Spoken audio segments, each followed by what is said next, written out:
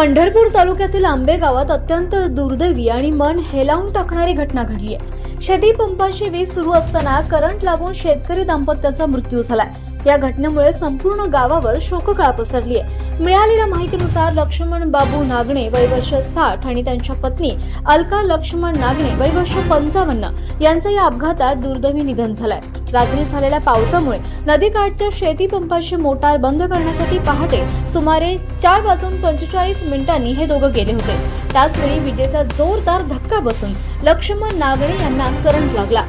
पतीला करंट लागल्याचं पाहताच त्यांना वाचवण्यासाठी पत्नी अलका नागणे धावत गेला, मात्र त्यांनाही विजेचा धक्का बसला आणि दुर्दैवानं दोघांचाही जागीच मृत्यू झाला। या घटनेनं आंबेगावासह संपूर्ण परिसरात हळहळ व्यक्त केली जाते।